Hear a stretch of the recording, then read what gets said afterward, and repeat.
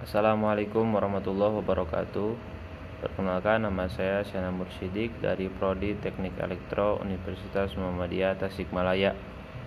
Di sini saya akan mempresentasikan hasil review jurnal saya yang berkaitan dengan dakwah bilhal melalui penerapan atau pengembangan IPTEX ya. Nah, di sini judul yang saya ambil yaitu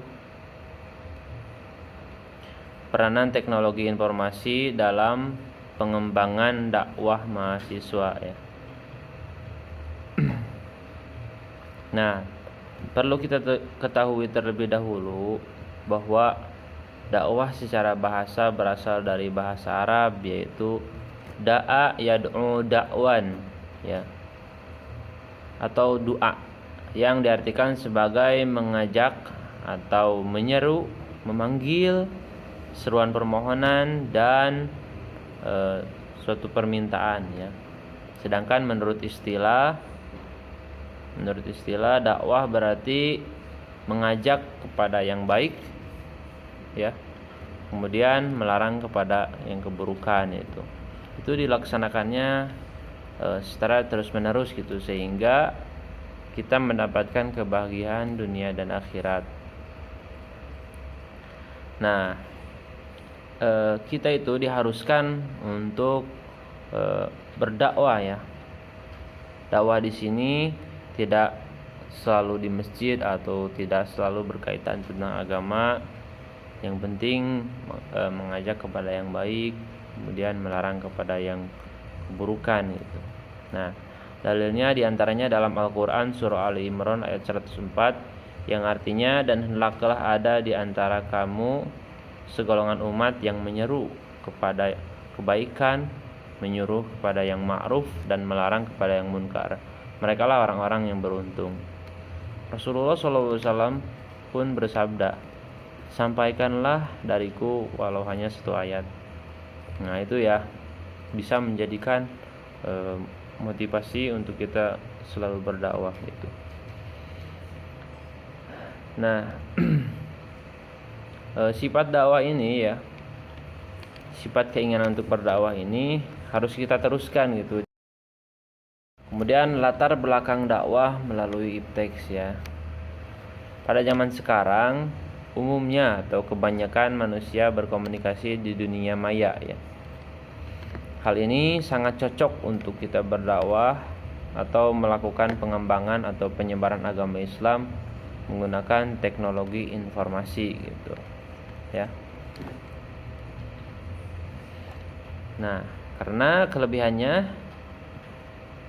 dikarenakan keefektivitasan teknologi komunikasi dalam penyebaran informasi menjadi peluang dakwah gitu, menjadi suatu peluang gitu untuk kita berdakwah ke berbagai penjuru dunia ya. Ya, kecilnya sajalah kita di lingkungan kampus saja. Kalau menggunakan teknologi informasi ya, yang sekarang itu seperti media sosial, yaitu lumayan berguna juga gitu, cepat ya penyampaiannya. Nah, dakwah ini sangat bisa berkembang cepat karena kecanggihan teknologi informasi tersebut gitu ya, seiring dengan perkembangan zaman dan teknologi. Dan kemudian contoh dakwah melalui IPTEX ya. Pertama, kita bisa melakukannya via website ya. Jika yang sudah punya website, biasanya yang punya website itu suatu instansi atau lembaga ya. Kemudian via blog ya. Via blog biasanya diri perorangan sudah punya sekarang. Kemudian dakwah via media sosial. Nah, ini biasanya yang sering ya. Bisa melalui Facebook, Instagram, WhatsApp ya. Misalkan kita di pagi-pagi melakukan snap WA misalkan. Di dalamnya itu berupa poster yang mengajak kepada kebaikan, misalkan mengajak sholat dan lain-lain lah. Dan kemudian syarat dakwah gitu. Ada beberapa cara supaya dakwah di dalam kampus. Nah, ini mah khusus dalam kampus ya. Untuk mencapai kesuksesan paling tidak ada 4 cara ya. Di antaranya yaitu pertama cash flow ya. Cash flow ini kita artikan secara umumnya ya, secara singkatnya itu aliran dana gitu. Maksudnya aliran dana itu suatu acara atau suatu kegiatan tidak akan berjalan secara baik gitu jika tidak ada dana gitu, tidak ada dana yang mengalir gitu ya. Kemudian apresiasi dan partisipasi. Nah, dalam kampus mungkin apresiasinya itu oleh kampus, partisipasinya itu kita selaku mahasiswa, selaku pelakunya gitu. Kemudian dokumentasi, di sini dokumentasi berguna untuk kelanjutan adik kelas kita gitu. Foto-foto kegiatan, seperti foto-foto kegiatan, kemudian surat menyurat, kemudian laporan penanggung-jawaban gitu, sehingga bisa diteruskan oleh penerus kita gitu jika kita sudah lulus ya. Kemudian yang keempat itu value atau nilai. Nah, ini sangat berguna gitu. Jadi kita harus mencerminkan kita sebagai penyebar dakwah tersebut harus mencerminkan dulu kebaikan gitu, nilai-nilai ya, di antaranya berakidah agama Islam, beriman itu, kemudian berakhlakul karimah, itu yang ditonjolkan gitu.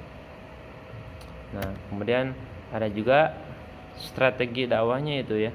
Yang pertama ini termasuk ke dalam runtutannya ya, planning. Yang pertama planning di sini merencanakan itu, merencanakan.